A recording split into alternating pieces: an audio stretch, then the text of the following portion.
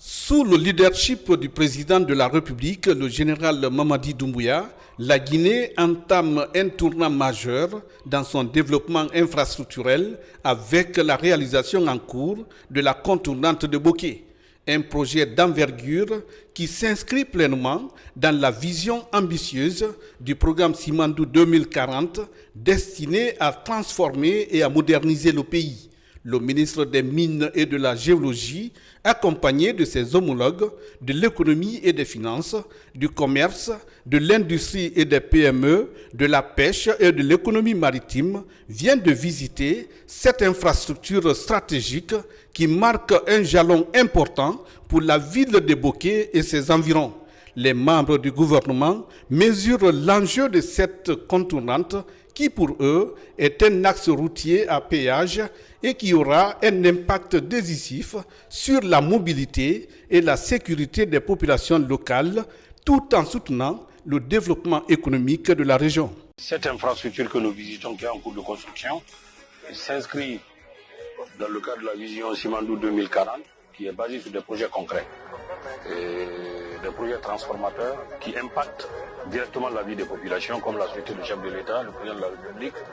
Et dans le cadre du projet Simandou 2040 avec le comité stratégique, il y a un certain nombre de projets qui sont initiés et qui sont en cours de réalisation. Cette contournante, c'est pour permettre, c'est une route à péage, puisqu'il y a la loi sur les péages qui a été votée par le CNT,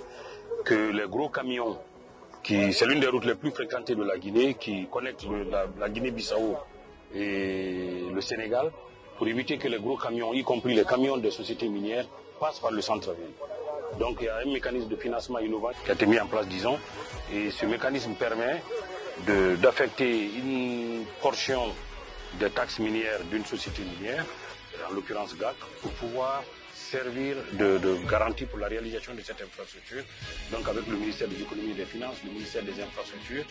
et tout ça est coordonné avec le comité stratégique du projet Simandou, mais également avec monsieur le Premier ministre chef du gouvernement. Et nous avions travaillé ensemble afin que ce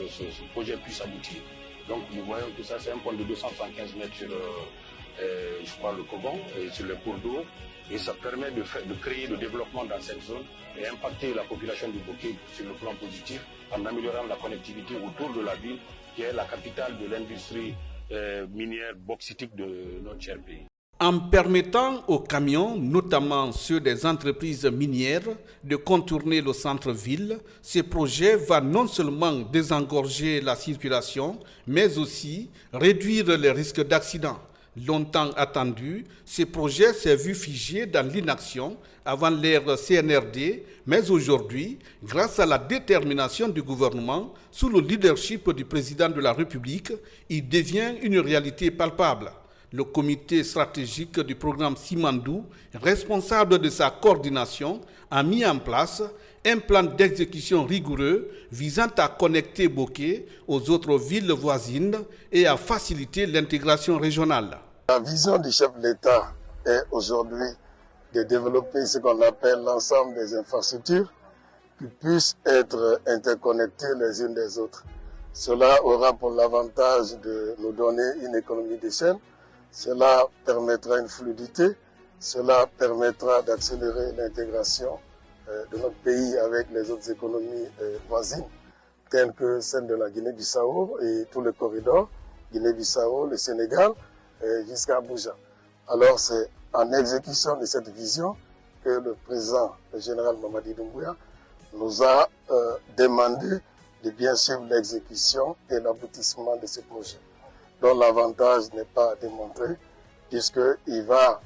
asseoir une base d'autofinancement parce que ça va être une route à péage. Une route à péage permet à l'État forcément de dégager un espace budgétaire à l'effet d'orienter ses économies dans le sens de la construction des infrastructures à caractère social, telles que les écoles, telles que les hôpitaux, tels que les centres de santé. Et donc, comme c'est une route à péage, il y a l'alternative qui est également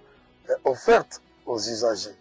La contournante de Bokeh, c'est aussi un investissement dans la sécurité routière et constitue un levier de croissance pour le commerce régional et une promesse d'une Guinée plus intégrée et plus moderne.